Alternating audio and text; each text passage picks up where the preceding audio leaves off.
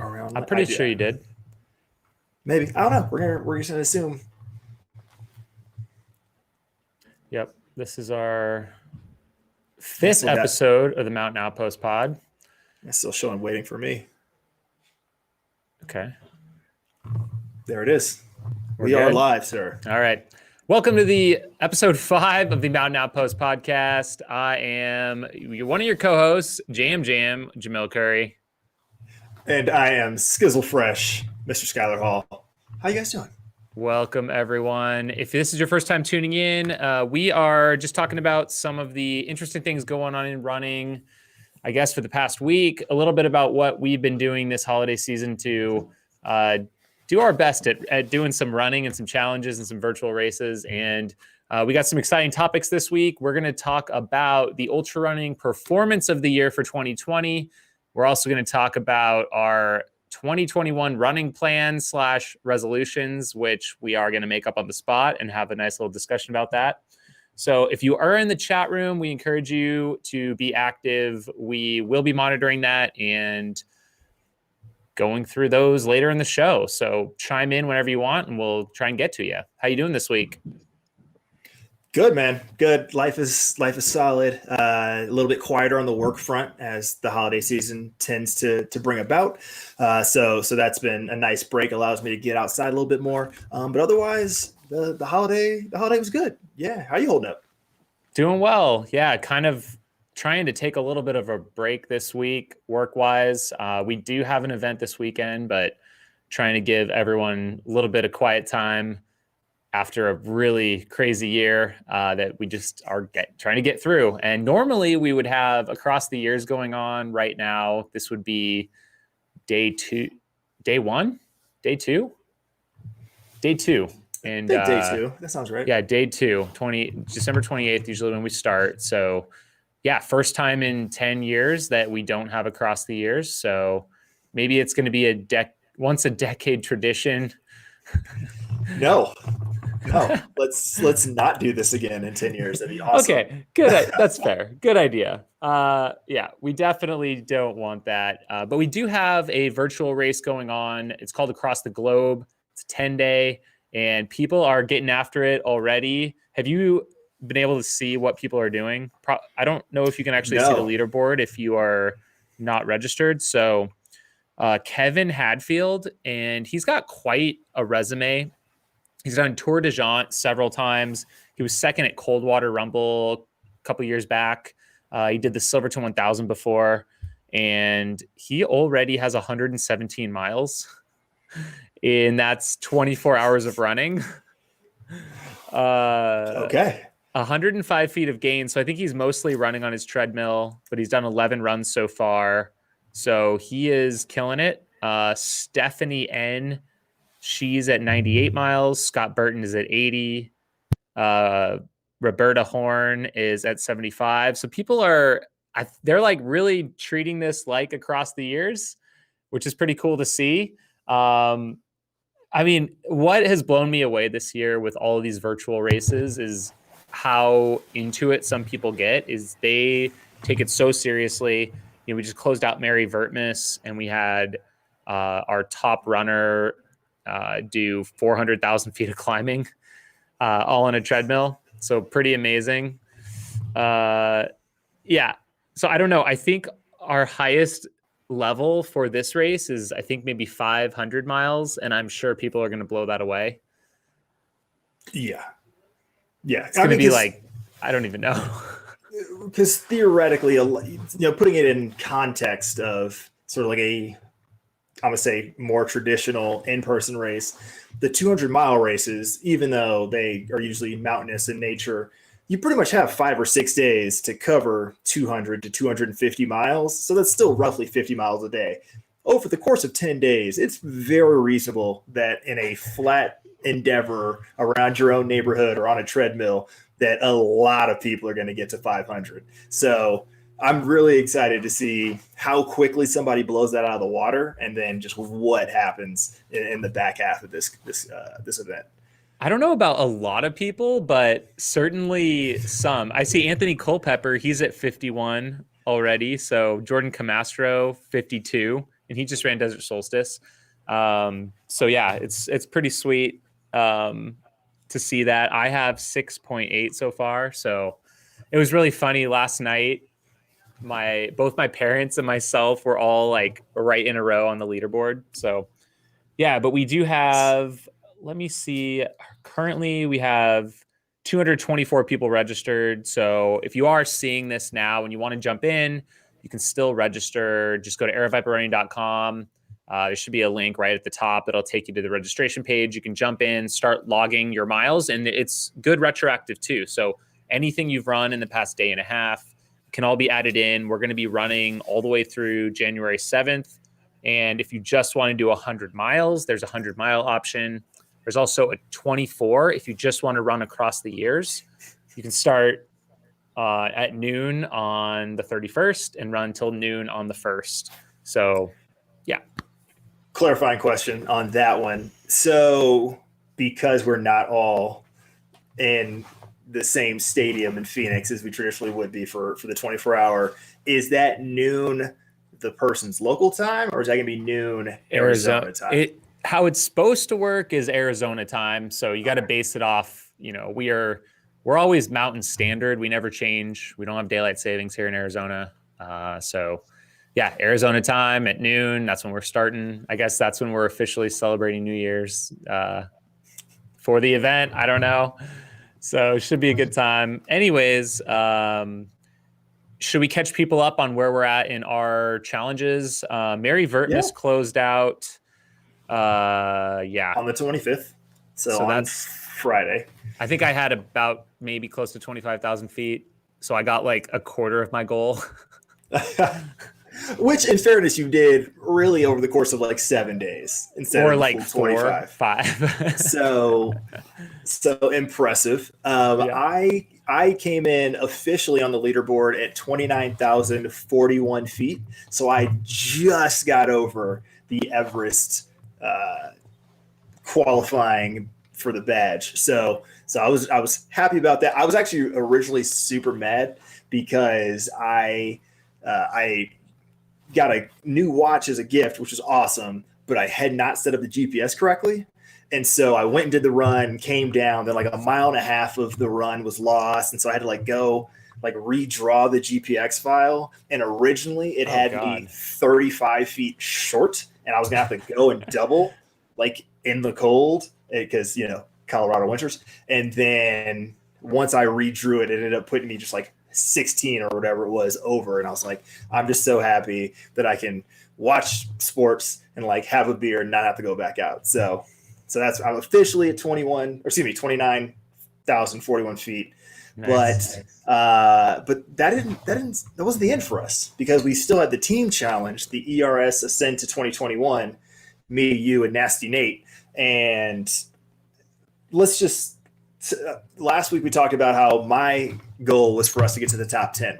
Currently, 10th place has 122,000 feet total amongst their 3 members. We are currently sitting in 12th place at 89,900 feet. So we were on such a good trajectory, and then I petered out. Crap. I will say, the coach in me is where can I find the silver lining? In terms of feet gained per minute run, we have one of the best ratios. We're covering the most vert the fastest. That's all thanks to the cheater mill, but a little bit. Whatever. Even before that, me and Nate were putting together some fairly good runs on the fire roads of California. But yeah, I think we can still slide into 11th place. They're only ahead of us by 7,000 feet. Okay. And so we have got a couple days left here. 36 hours. I think we have to double check this. It might actually end at noon Pacific time on the 31st. On the 31st? Oh, wow. Okay. So they give you the evening off, huh? I guess they just want us to all get champagne wasted for New Year's and cheers and fall asleep by 9. So that's where we're at. But tomorrow, I think we're gonna have to have a moment between the 3 of us of how realistically do we think we can push into 11th, and go for it. So this altitude is killing me, though, I must say. Yeah. Like, You're in Colorado through the new year? correct. Yes. So, yes, I have my outbound COVID test tomorrow. And then that coming back negative means I will go back home this weekend. But that means I have to finish out this challenge at altitude in the cold. And it has been a brutal past, really week of running in these conditions. And it's just not my body. My body is over it. It really wants to get back to California. Yeah. We had a quick question in the chat and just want to shout out to everyone viewing and watching right now. Steven Kaczynski, he asks if I'm going to be at Coldwater Rumble. That is the current plan. Yes. I'm hoping to do some sort of a live stream out there that weekend, just testing out some equipment. So yeah, if you're coming out to Coldwater, hope to see you out there. Should be a good time. We've got, approval for some of our winter dirt series races, and hope to see you out there.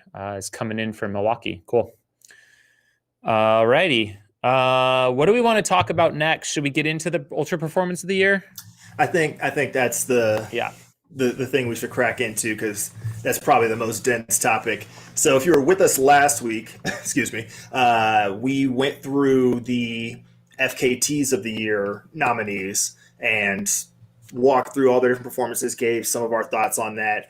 But the other category that I don't believe has a public website, so whether folks even know that this vote and this release is happening this year, breaking news, here you go, is Ultra Performance of the Year. So again, full disclosure, Jamil, you're a voter, but that vote was last week, and knowing how you live, you probably have forgotten how you voted anyway. So I think we're in a position where we can talk about what those performances of the year were, at least in our books, and then I believe those are also being announced along the same schedule as the FKT. So starting Friday, January 1st, they'll count down, I think whatever's 10-1, or for the performances, it might be 5-1 of the best of 2020.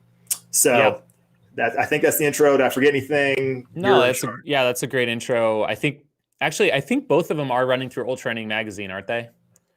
Even the FKT, but it's kind of co-sponsored by fastestknowntime.com. Mm-hmm.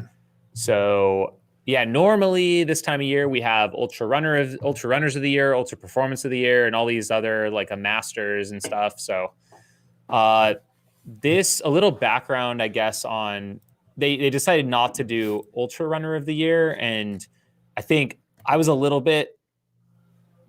happy about that, because of course there were still some great performances this year before the pandemic started, or even there's been a few races that have happened since. So, but kind of some of the thinking behind that is, with so many events canceled, people not being able to travel or choosing to travel safely. Let's see, for an example, they're saying the top 10 women in 2019 ran a total of 57 races. So they had 57 races to try and figure out Ultra Runner of the Year for the women. And those same 10 women ran 13 total races in 2020. And 4 of them did not race at all in 2020. So, and that's probably similar for the men as well. And then most of the competitive events, of course, were canceled. So no Western States, no UTMB, no Comrades, no World 24, no 100K Championship, no Lake Sonoma, no North Face Endurance Challenge. Well, that's gone for good. No Run Rabbit Run, no 6 Days in the Dome, et cetera, et cetera. There, of course, were still quite a few competitive races and big races, of course, and we'll go through some of those here in a minute. So they still wanted to have Ultra Performance of the Year, which I think is awesome. So, let's have a little discussion about it. I don't know that there's been much publicly, so here's a little chance for us to banter about it before the results get released. Full disclosure, I was a voter for both of these. So the Ultra Performance of the Year and the FKT of the Year. I was invited to submit a ballot for each of them, and I did get it in on time. So pat myself on the back for that one. Yay. So let's see. Let's just get into a few of these. Did you have some notes, Skylar? Or do you want me to kind of do some overview of these? Most of these are in the run steep category of the world, so I'm gonna let you go for it. You also have a lot more historical knowledge. So you can put these performances in context of previous course records, how long and storied the race is, so on and so forth. So I'll let you run point, and Yeah. I'll peanut gallery over here. Cool. Let's see. Let's go through the women first. So there's just a handful of women that made this list, and we do have to say this is when they choose this, it's North American athletes only that are eligible for this. So the list, before anyone gets too up in arms, this is just North American athletes. So if you're from Mexico, the United States, Canada, that's all that we're looking at here. So Sarah Bergeron LaRue, Ultra Trail Hurricane 65K is on here.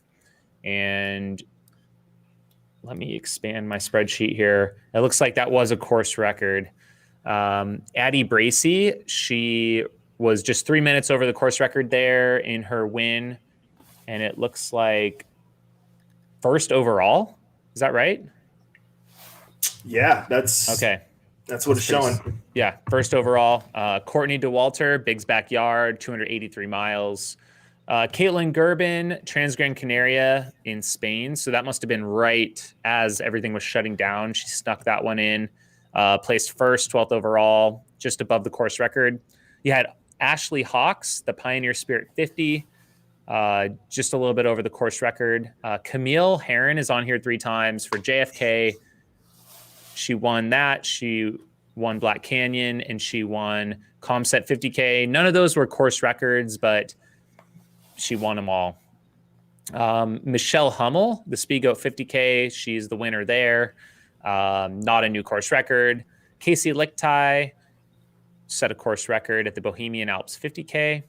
Marissa Lysak is on there twice, once for the 48-hour, once for the 24-hour. That was at 3 days in the fair and Desert Solstice. We had Elsa McDonald. She won Bandera 100K at the beginning of the year, a little over course record. We had Jackie Pirtle Hall, the Tunnel Hill 50 in 6:02, and that's a course record. Then we had Whitney Richmond with a Desert Solstice performance of 139 miles. She was second to Marissa. And then Lindsay Tollefson, first place at the Formidable 50K, which is a pretty competitive one at the beginning of the year. And she was not a course record. So, yeah, there we go. That's our list. Anything popping out at you? Yeah. Well, inherently, I have to shout out Lindsay Tollefson for Formidable 50K, because if I remember correctly, that was the USATF 50K championships this year. Pretty sure it's the only ultra championship that actually was run in 2020. I think Pioneer Spirit 50 that mile. Did. Yeah. So yes, that did happen. And then we got to talk about their schedule for 2021 at some point. But so that inherently brings a little bit extra pomp and circumstance to it. So, and that's essentially my backyard up in Sacramento area. So that was great. If I were a voter, I think my top 2 would be between Courtney at Big's Backyard and Caitlin Gerbin's Trans Gran Canaria run. I just think they're very different ends of the spectrum, right? Like one's essentially like a multi-day event, and the other one was a 15-hour like killer run. And so just in terms of what that does to your body, they look very different, much in the same way we're having that conversation around the different types of FKTs last week. But I think between those two, in terms of the level of competition, the amount of attention that's put on both of those races going into them, and thus the pressure on those 2 athletes, and what they came out and accomplished, both with the win, Courtney obviously doing it overall, and for both men and women, those just really stood out to me in the grand scheme of the women's list. All of them very impressive in their own right, but I think those were my top 2 looking at it. But what jumps out to you? Yeah, I was just going to look up one thing. So Marissa Lysak, that's a pending American record for 48 hours with 243 miles. So, and that's the thing about this list, is it's even with just this handful of results, it's still so diverse. And you've got things from like Big's Backyard to USATF championships. You've got some tough mountain ultras, not like our normal year, but you got Quad Rock 50. You've got, Trans Gran Canaria. And then I was just going to look up Tunnel Hill 50, that 602, and see where that would land on the all-time list, just to give us perspective. So it looks like that would be 9th all-time on the women's 50 mile. So, with Camille Herron's 5:38 being the American record, and that's the world record. So to run just 20 minutes off the world record, I think that, Jackie Pirtle Hall's not a name I know super well, but I think that's one that probably is in the running as well. So yeah, I think it sounds pretty good though. I mean, you have to put Courtney up there for that was wild. I mean, it's and we'll get into this when we talk about the men's side too, but Tunnel Hill seems to be this sneaky race because we have Jackie on the women's side, who I don't think many people know a lot about. And then when we discuss the men, and you even did a video on this about Taggart and his win at the Tunnel Hill 100, and you're just like, who are these folks showing up to Tunnel Hill and like absolutely blitzing it on, their first or second ultra? So there's something happening at Tunnel Hill. Yeah. Well, one thing, I mean, it's a USATF certified course, so it's a rails to trails. So it's a certified road technically, but it is a dirt path. So it's just crushed. As far as I understand, it's like a crushed dirt path, very, very, very flat. And so you can get someone who's used to running on the roads, doing marathons. If they just put in a ton of miles, they could show up and take a big swing at it. And it seems to be maybe a good time of year. Like the weather's good usually, and just ideal for fast times. So I think you're going to continue to see Tunnel Hill being a race that will have some of the fastest times of the year at 50 miles, 100 miles. It used to be Chicago Lakefront 50 mile used to be the spot where the fastest 50 mile times would always be run. They don't have 100 there. But then they can also, I think, get some pretty crazy winds and stuff off the lake there. So, but that one's usually a pretty flat and fast race. Yeah. Okay, let's get into the men then. There's probably about twice as many men on this list than women. Maybe not quite that many, but there's quite a few performances here. So CJ Albertson, they're calling it the Brooks Invitational 50K, which I think was just a time trial. So I don't even know if technically that can be ratified. Do you know anything about that? That I don't. I mean, they allegedly IAAF is certifying it as the world standard. He did have pacers. I don't know if the same rules apply where you have to have like 3 people finish in the same way, or 3 competitors at least, in the same way that you do for a marathon. I'll have to dig into that. But can you set a world record? Can you set a world record with pacers in like the marathoning world or track world, or is it just considered a world best, or is that above our pay grade? I'll have to dig into that. I think they can, as long as the course is certified and still meets the standard of, loss and distance from start line to finish line. But yeah, I think the pacers still have to sort of be finishing in good faith, or like and they have to start at the beginning. It's not like a Kipchoge sub 2 hour project where folks were sliding in halfway through. I think they all have to be off the start line at the time. So that was, regardless of all that, 2:42:30. still pretty boss performance. Yeah.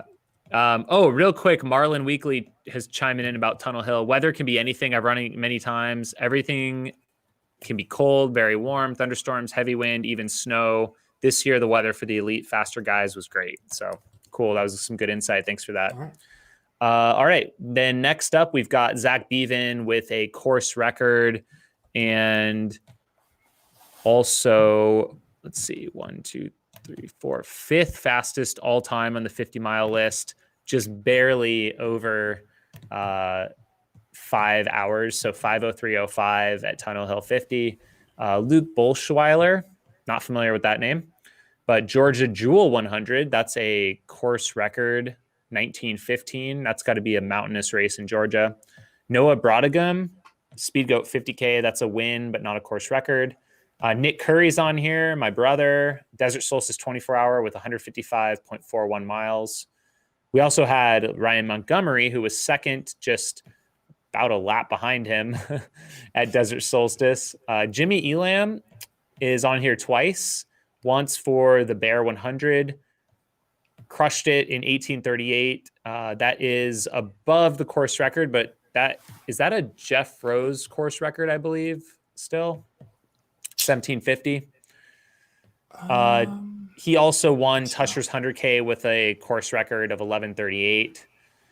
Justin Grunwald, Wild Duluth 50K, course record 409. We got Mark Hammond with a 1304 100 miler at Jackpot. Hayden Hawks is on here 3 times. He's got a win and course record at JFK. Black Canyon 100K win. Squaw Peak 50 win and course record. And so that's pretty impressive right there. If there was like in the running for Ultra Runner of the Year, Hayden would have to be up there since he did get quite a few races in. Drew Holman, Bandera 100K win. We had Stephen Kirsch with that second place at JFK 50 in 5:27. I think that was like 3rd or 4th all time. Callan Kahn, he's on here twice. Do you know Callan Kahn? No, first place, Comsit 50K in 2:57, and then the Run Toto Run, Psycho Wyco 50K in 3:40. Max King is on here twice. He won the Pioneer Spirit. Oh, he was second at Pioneer Spirit 50 and won Hag Lake 50K. Olivier LeBlond for his 12:45 100-mile split at Desert Solstice. We have Jacob Moss with his 1:59 at the Stinger 24. That might be the top 24-hour mark of the year right there. I think it is. Patrick Reagan ran 13:33 at Yeti 100. Jason Schlarb, a 2010 I Am Tough 100. And then we got Tim Tollefson on here 3 times. So he won Formidable 50K, Pioneer Spirit 50K, 50 miles. So that's 2 USATF championships. He won Javelina 100 in 13:28. And Taggart Van Etten, as we talked about earlier, he had that win at Tunnel Hill 100, not quite a course record. And then Jim Walmsley, course record at Pemberton 50K in 2:49. That was in his marathon buildup for the Houston trials. Boom. That was a lot. Not as many as there would be in a normal year. So what you got here? So doing a little research on the back end while you were talking. So you were correct. Chris Kohler with the Bear course record of 1750. And then Callan Kahn, the 24-year-old out of somewhere in the Midwest is my guess, started running a couple years back. 2018 was their first result on Ultra Signup, and ran Comsit in 2019 in 9th overall, 329, and then comes back this year to win it in 257.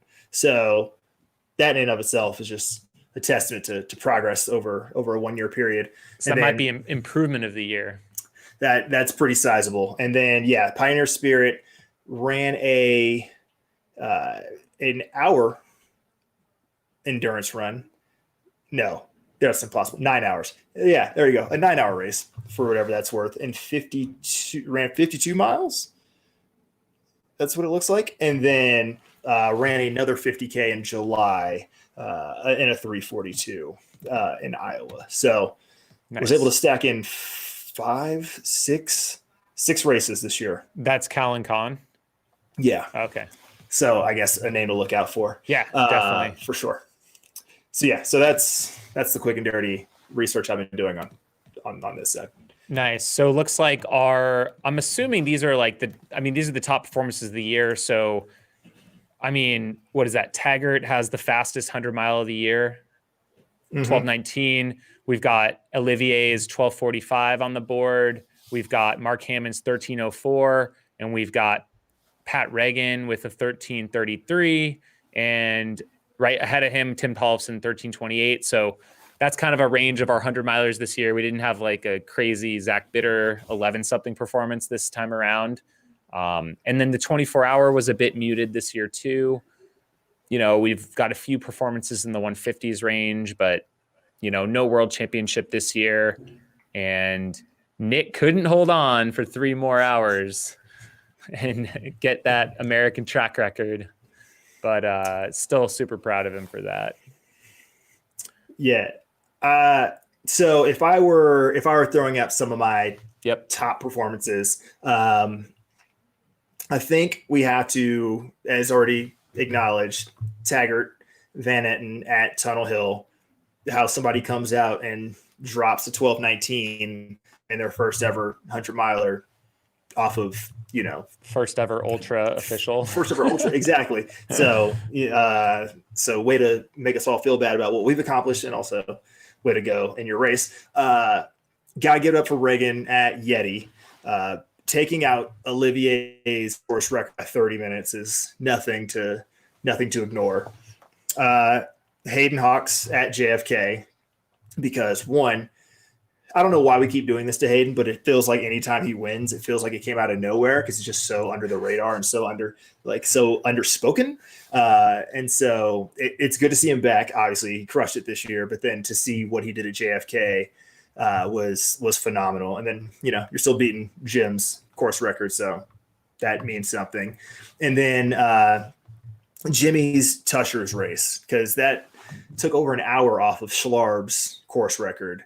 And I mean, it's a race that because you helped put it on. It's your company, so you can speak to the overall difficulty of that. But Tusher's is not. It's not a walk in the park. I think it's one of the more technical and underappreciated courses when you look at everything that goes into it. So I got to give Jimmy a shout out for that. So those are sort of like where my top 4 lie, and then it just got too gray after that, and it's just a lot of coin flips. So that's why I'm happy that I'm not a voter officially on this. It's tough. It's tough to compare across all of these different niches in this niche sport. You've got things from the 24-hour to fast and flat 50 mile, 100 mile. You've got mountain 100 milers. You've got mountain 100Ks, fast 50Ks. It's just, there's so much there. And that's what keeps it exciting though. Quite a few course records went down, which is cool to see. I mean, Jim's Pemberton is pretty ridiculous. The former one was 3 hours, 11 minutes. So he took like 21, 22 minutes off the record. Mm-hmm. And that record was pretty unbelievable in its own right. Paul DeWitt. So, but I mean, it is Jim. So, I mean, it's also 800 feet of gain when you're like your easy day lap. is a jaunt. Yeah, but when it's your easy day is a jaunt in the canyon, 2,000 feet of total gain or whatever it is. Yeah. I'm just it's still like, I mean, he's running. Granted, I'm pretty sure the course is short, so it's not a true 50K. So it's not really 7 minutes slower than CJ on the track, but I think it might be a mile short. So still freaking impressive. Mm-hmm. So I don't know if I have much more to add other than, I mean, Zach with his Tunnel Hill 50's got to be up there. I think we've kind of covered the rest of it. So keep an eye out for all the announcements coming from Ultra Running Magazine starting on the 1st. We've got the FKTs, which we talked about last week. If you want to listen in on that, check out the show on our YouTube channel, and then also stay tuned for Ultra Performance of the Year. So it is done. Then we'll be in 2021 and we'll see what races are even going to happen in 2021. We still don't know. The lotteries are open right now. We got, a good number of events with smaller capacities, but at least taking people's money. So we're going to hold out hope. I'm going to do a big yawn. Unacceptable. Which means we should probably start talking about 2021 and what's on the horizon. That seems appropriate here. So for, I guess, kicking off, I mean, Bandera is usually the first big race of the year. Is that one happening as far as we know? I did see someone in the comments asking about Camille, like if she's running Bandera, because I believe they're a golden ticket race for Western States again. I have not seen anything on Bandera, but a quick pull up of it will. We're working. I mean, I can speak to Black Canyon because we would be kind of one of the next bigger high profile races.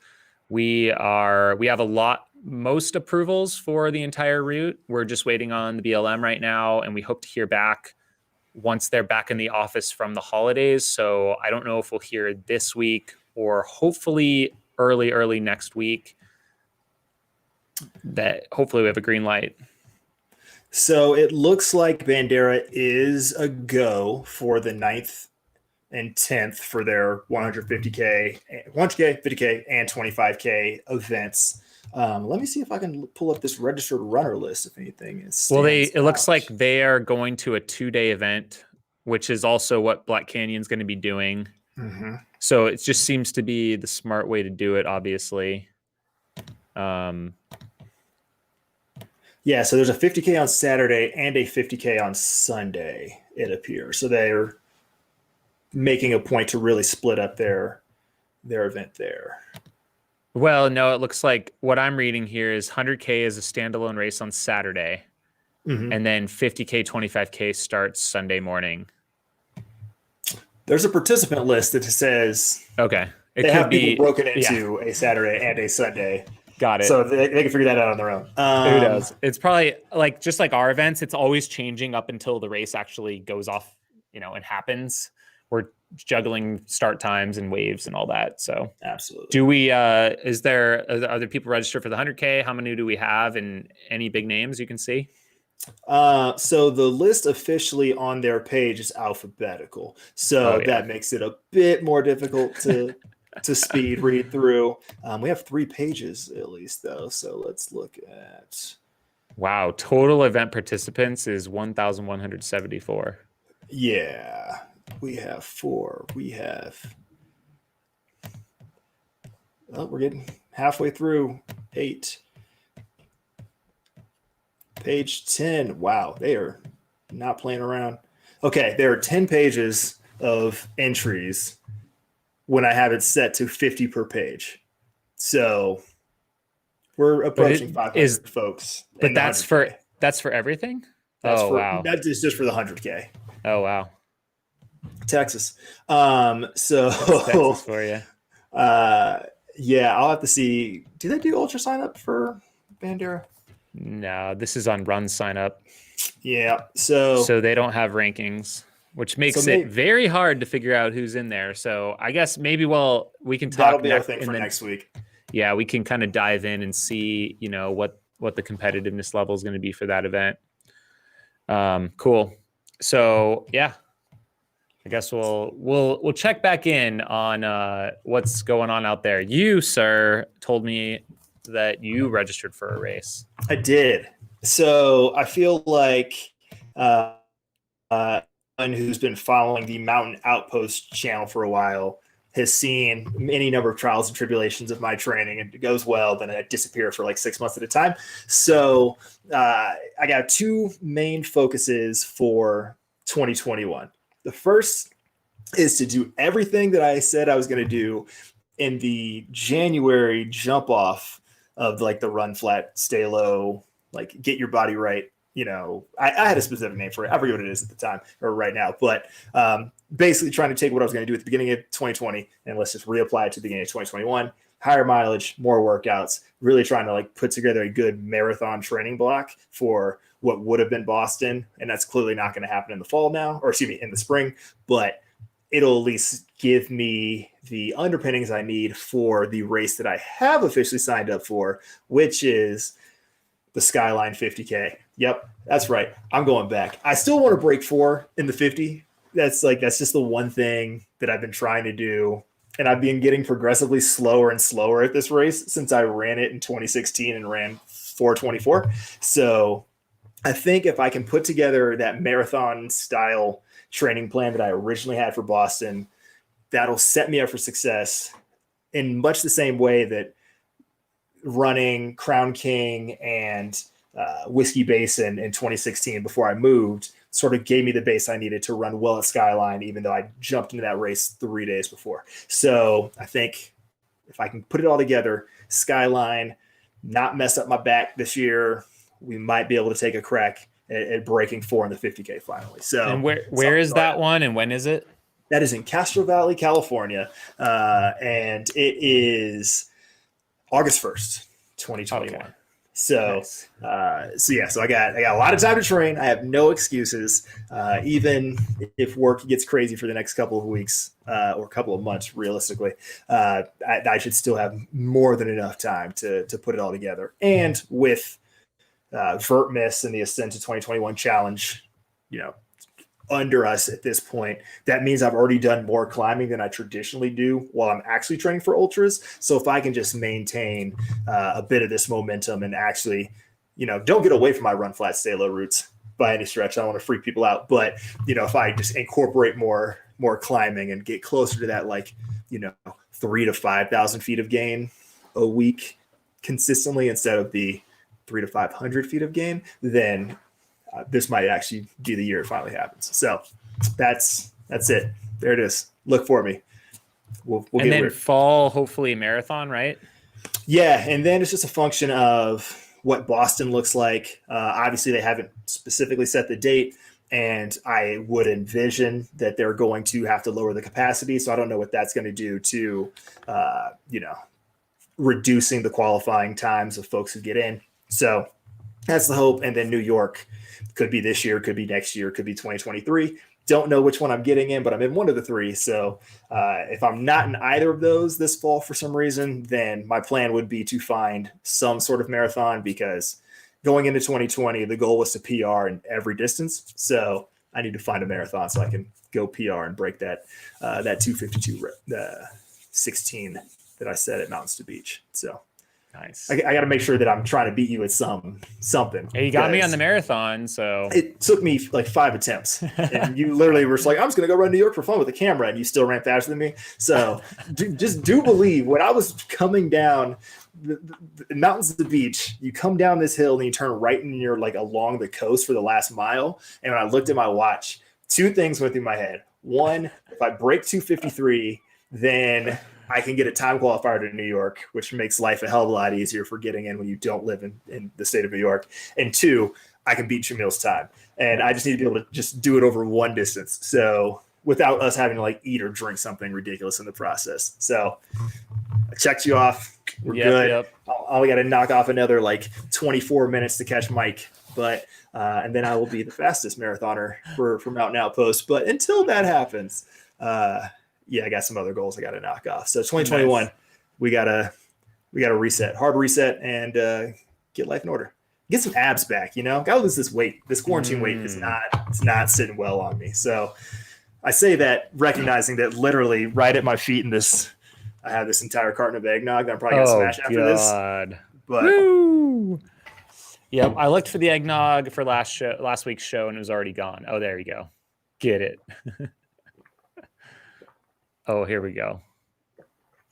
While you do that, we had a couple of questions or comments in the chat room. One was talking about the inaugural Lake Sonoma 100K. Any info about that? So, that's going to happen, I believe, Sunday of that weekend. There's a whole series because there's a Solomon women's half on Friday. Then there's the Lake Sonoma 50 mile. And then there's this new 100K on Sunday. And I'm pretty sure they did that because they wanted to make Lake Sonoma a Western States qualifier. It was like it was part of like the series still with the golden tickets, but it was still a 50 miles. So it was kind of this awkward event, but they've added 100K and there's like 241 people in the lottery apparently. So, which I think is, if you want to get on that, I guess apply soon. I think it closes on the 31st, if I remember correctly. Couple comments for Skylar from Giovanni. He says, Skylar, bro, just come to Castle Rock Run Club tomorrow. Yo, let me hold on. When I'm done with this, I'll hit you on Strava because my work phone is somewhere behind me. I got to make sure that we don't have a radio hit in the morning. But yeah, that's the plan. And then Skylar, Lake Tahoe Marathon. That's what they're saying. Just do a 251 at altitude, At altitude, yeah, that's what I want. I will say though, I got a little froggy yesterday, and I was like, okay, I'm a cop to something. We're getting a Peloton.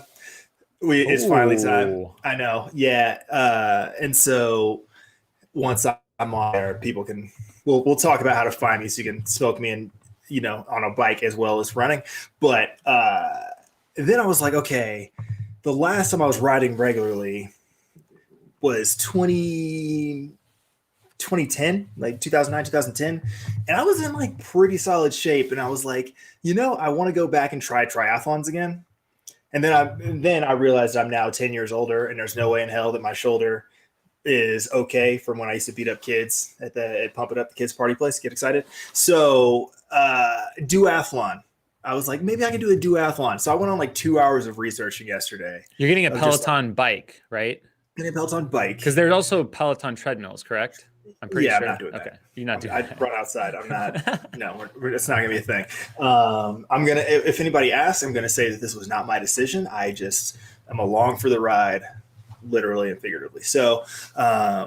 So I was like, well, if I'm biking all this stuff indoors, and I'll finally cross train, and theoretically, when I start coaching again, whenever we get to do that in California, I'm gonna have to figure out how to ride at night, because I'm not gonna be able to run after practice because it's cold and dark and I live in a city. And so I was like, maybe if I just sign up for a duathlon, just run, bike, run, that might force me into it. And then I realized that's an idiotic idea and I should not do that, but who knows, maybe at some point later this year, I'll just add that onto the list of PR every distance, and then try to do some duathlon in Tahoe or Granite Bay or something, and we'll get weird. So good stuff. Who knows? Again, just trying to get this quarantine weight off, man. It's just it's not hot. It's not hot. We got Hyland's Running Club. Curious if Camille is running Bandera, and the answer is she's on the entrance list. I did type her name in, so she did pull out of Desert Solstice, so she might be looking to hit the trails early in the year, kicking it off. If you guys have any more questions in the chat, we'll be kind of winding things down here, I think, in the next few minutes. So if you have any more, jump in. Please let us know, how your year went, maybe what your goals are for 2021, what you have plans for the new year. Me and Skylar, we kicked off 2020 together. We're going to maybe we'll FaceTime each other to close it out. Yeah, probably. I forgot about that. Yeah. Not really, because I remember playing with fire was a lot of fun that day. Yeah, but I was just looking at that video, actually. It was really funny. Oh, man. Yeah. I guess Camille posted on Twitter she might not run. But yeah, that was fun. We had playing with fire to kick off 2020. We were so young and naive back then. It was such a weird month. To say the least. Yeah. So what are you getting to? What's on your list of 2021? Obviously know. I'm assuming Barkley is always going to be the holy grail, but it's a big year. It's gonna be a big year for me. Gonna go at it. So we're kicking it off with Barkley first, and then Cocodona 250. So yes, I am planning to run the inaugural Cocodona 250. We have a great race director, a great team assembled, and I want to get out there and toe the line myself. So that is the goal. We'll see if we can pull it off, and then it's on to Hard Rock in July. So that's just about halfway through the year, I guess. I don't know if I really care what happens after that, but I don't know if international travel is going to be a thing in the fall. I think it would be fun to do a fall 100. I'm thinking maybe Mogollon if we get approval and if we change it to a point-to-point course, which we're thinking about. So it's going to be a brutal one. Sweet. Luke, he asks, how many miles are y'all running per week? What you got? According to Strava, I've averaged 54.7 miles a week for the last 4 weeks. So All right. I guess that's what I'm doing, which is actually a pretty solid December for me. Normally, I'm at this point, we do a video of this every year where I'm like sprinting to get to 2,000 miles for the entire year, and then like show up to across the years and like hurt myself somehow. I didn't hurt myself last year. I just got really tired. But this year that was so unattainable because I had like a month where I had like 35 miles. I had a month where I had 24 just when things were all falling apart in the spring. So, I'm just aiming for consistency. Doing these virtual challenges has been very helpful to ensure I've gotten out the door for the month of December. And so now I'm just trying to maintain that, 55 to 60 mile block for now. And then ultimately elevate that to 70 to 80 a week once we start getting into late January and into February, and then rip it from there. Maybe I'll do another infrastructure week, do another 100-mile week for my birthday or something and try to relive the glory that all of that was. Yeah. What about you, Mr. 14 miles and 34,000 feet of gain? It's been low. Yeah. This last week was 30 miles with, I think, what did I have? 20,000? No, 16, 18,000. I don't know. I had some good vert for sure. Getting it back up, but I had a nice stretch there around right in October, some 100-mile weeks, which was feeling pretty good. And then it all came crashing down. So just trying to get back at it. That's the goal. And I think it's important to put that in context. So like the reason that you were the run steep, get high person, I'm run flat, stay low, is we go about our training very differently. And even when we could be doing the same mileage, but in terms of time on feet, it is so disproportionately different because a lot of my stuff will still end up being on either very runnable trails or the road or at track or on the track between, intervals that the kids are running at practice. And so, I'll be doing like 6 hours a week and you'll be doing like 15. So I think that's an important context. And as people are thinking about their 2021 goals and training plans, they should probably think about not just, I've downloaded some, training log online or some plan and it says run this many miles. Also put it into context, the vert and your pacing, because you also don't want to go from, there's couch to 5K. It doesn't mean go couch to 5 hours of training or couch to 15 hours of training. You got to take it holistically. So smart plan. I will put that out there before somebody tries to emulate what we do, because then you end up like the me in this equation, which is like, I got to go to a chiropractor and one of my legs is short and my calf is always blown up. Like, it is what it is. 2020 was hard. Plains to trails. Any intel or suggestions for Run Rabbit Run 50 mile? I guess I would say, well, it's at altitude. So if you can acclimate, that's great. If you can't, I don't know. Number one, try and acclimate. That's like my biggest thing. It'll make your life much easier. If you can't do that, sometimes if you live in a hotter area, if you train in the heat and become heat acclimated, that a little bit of that can translate over because you are increasing your oxygen carrying capacity. Take some iron pills in advance is another thing I think people do. You got anything on Run Rabbit Run? It's a mountain race, so do elevation in advance, climbing, descending, test your muscles. Also, make sure you have the right gear. I had a friend, I was crewing him one year at the 50 mile there. He didn't grab his jacket. It was a 50% chance of rain. He gets to the halfway point where I'm crewing him. It did not rain the first half. He doesn't grab his jacket because he's like, oh, it's not raining.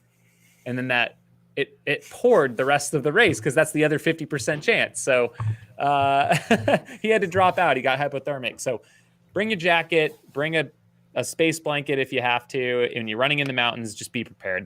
Those are my tips for you. Jamil, will you update soon the runner guide for 2021 Coldwater Rumble? That is Noah is our race director for that one. And I'm assuming as soon as Santan Scramble is over this weekend, he will be updating that. The biggest things, just because we still are finalizing the waves, but if you're running, I guess if you're running the 100-mile or any of the races, the biggest thing to know is where all the loops are going to be same direction this year. So we're not doing a washing machine loop like we changed it for Javelina 100. So we want everyone going in the same direction to reduce the contact points on course. Other than that, it should be relatively the same to last year. The start times will be spread out more. So if you are in the shorter distances, expect those times to fan out quite a bit, just so we can spread out the impact. Chris Twiggs chimes in, if Hard Rock doesn't happen in 2021, I may throw myself off a mountain if I can find one. I feel you. Don't do that. Yeah, don't do that. Well, did you hear? So, well, first off, yeah, Hard Rock canceled twice the last 2 years. We had avalanche activity 2 years ago, COVID this year. We had to go back into the lottery. So I got chosen again. But now the Ice Lakes Trail is closed because people were overusing the area, basically camping and defecating everywhere and putting campfires up in the Alpine, trekking all over the place. And then there was an actual forest fire that started up in that valley. So the trail's officially closed through July 31st, which is after Hard Rock. So I am not sure what they're going to do, if they're going to get permission or if it's going to be canceled again. We'll have to just stay tuned. Mitchell Baller, super pumped you guys are doing the podcast. Glad I got to catch you live. Cheers. Aaron Watkins, I'm going to try BFU, the Black Forest Ultra again. Cool. Chris Andrews chimes in. I'm exploring Arizona the first half of January, checking out the Black Canyon Trail in case the race is on, crewing at Coldwater, and chilling at the Big Ditch. Wants to hit 4,500 miles overall. Hyland Running Club. Jamil, are you still looking for video guys for Black Canyon? Yes, absolutely. Please email me, jamil@araveparunning.com. What would either of you recommend for someone to improve the numbers that they can run straight? I guess like that you can run straight through? Yeah. I think whether we're talking increasing mileage or just getting faster at certain distances, the number one thing is consistency. And so if you're, smart about building that time on feet, don't don't go with the 10% rule necessarily. Like there's not a whole lot of specific science behind that. But if you're getting out the door every day and at least putting in, 30, 40 minutes, like at a minimum, making sure that you're sort of getting to the edge of that fat burning zone and really starting to get aerobic benefits from your runs, then just by the process of time and running efficiency, that you will improve. You'll be able to put more miles on those, on those feet, on those legs, assuming that you're also doing the little things in between efforts. So whether that's doing drills, strength training, just bouncing on one foot while you're waiting for something to microwave because you're training your proprioceptors in your ankles and lower legs, those sorts of things go a long way.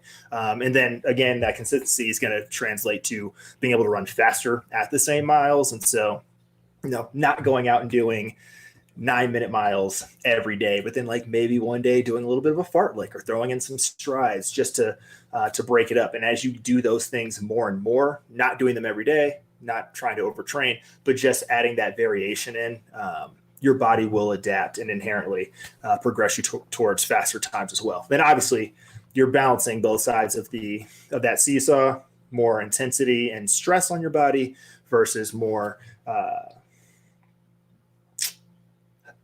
intensity versus more load. That's what I was going for. And so, you keep those in equilibrium. You put it out of equilibrium momentarily to improve your fitness in one side and flip it the other way. Don't do both at the same time because that's an injury risk. That's probably your best bet to consistent improvement through 2021. And then obviously there's the whole mental side of it. How do you stay motivated how do you find the balance with everything else that's going on in your life? And some people use a coach for that. Some people are sort of self-starters. They program it into their calendar, so on and so forth. You just got to find out based on your personality what's best for you, what support system you have, and then fill in the gaps from there. Cool. Yeah, I would say for improving your mileage that you can run straight through. I would say it's just about putting work in and patience. And if you can't, let's say, I don't know if you're like just starting out, but if you want to get to a longer distance, even if you can't run every step initially, if you just maybe walk it or hike it out, do the distance, it'll come. The fitness will come. It just takes time. And it might, you might plateau for a number of weeks and it might take some time to kind of get over the hump, but just keep at it, I would say. And over time, you'll be able to run more and more of that. Maybe break it up and don't try and run straight through, but mix it up, do some walking breaks, and then you'll be able to run further and further. That's kind of how it happens. Yeah, cool. Your progress should not be linear. Yeah, no one should expect it to just be perfectly, this positive slope. You're going to have some setbacks. Your body's going to be a little beat up. You got to take some down weeks, or just like, whether it's reducing mileage or, just doing a bunch of easy runs, or you're just like, hey, like I just need to eat a bunch of calories because my body is like craving these things. Do that. You're looking at the macro scale. You're trying to improve from today to the end of 2021 or your goal race, whatever that is. You don't need to be improving every single day along the way. So just keep that mentality in mind, and it'll set you up for success a lot better than assuming that every day you step out the door, or for folks who have like weight loss goals, for folks who step on the scale, like not every day is going to be an improvement. You're looking for you're playing the long game. That's what endurance sports are. That's what the game of life is. So cool. I think that about wraps it up for this week. You have anything else to add in? Two things, because I gotta keep the streak alive. Obviously I had the lactate eggnog carton that I have completely crushed at this point. I also got a shout out, Telluride Brewing, the Move Me Brightly Colorado style IPA was my drink of choice tonight. So gotta shout that out, because that's my role here as the former drinking related world record holder. And we talked about this on, it might have been episode 3 at this point. I don't know. They all blend together, but I did get. Oh, yes. I got the Burrito Mafia NAZ Elite hat. So Scott Fauble representing. So that's nice. Where we're at. Legit. That's where we're at in the world. Got to shout that. Hopefully other people got some very quality holiday gifts, either from others or for themselves. This was for myself. So quality merch right there. And we have merch too I think. I don't know. We got to come up. Let's work on some new merch for 2021. I think we can do better. Yeah, that's fine. I still have like 4 Run Flat Stay Low shirts. I think we need to. I think we need a rebrand on the Run Flat Stay Low if we want to keep that as a thing, which I think we do. Okay, so what you're telling me is I've now been kicked out of the brand. No, so that's cool. This is a great no, topic. what I'm saying is like you didn't have the say that you should. So it could use some help. So rebrand. At some point, we'll have to go through the story of Run Flat Stay Low for everyone. But yeah, it's most of Run Flat Stay Low is not really my day. And the fact that I'm not editing my own videos is why y'all don't get them nearly as regularly as you should. So I apologize. I'm a busy person. I also commit to 2021 being a year of better videos. So that's fine. Eric, Just go watch the treadmill. Case in videos. point, Eric L says, "I love that possum." I didn't choose this. I was at work and whatever. It's fine. Okay. It's cool. We might just keep it forever. Armadillos never die. So, well, I hope everyone closes out 2020 safely and happily. And, you know, we're going to kick off a new year and hopefully to newer and better things. And hopefully you guys are all well out there. Lots of love from Mountain Outpost over here. Yeah, make smart choices. You know, you don't have to wait for January 1st to set some goals and some challenges for yourself. But if you haven't done so already, might as well start. So let's get the ball rolling. And we will be back here next Tuesday to chat about all things in the running world, all things in life, catch up with friends, and make sure you tell a friend to join us here live, 9 Eastern, 6 Pacific, 7 Arizona time on YouTube, or find this audio version wherever podcasts are found. But that part's not my job, so I'm going to look at Jamil as to where they're at because apparently I'm off the brand now. So it's cool. I'm just going to be mad over here. No. All right. See you guys next week. Thanks so much for tuning in. Take care, guys. Bye.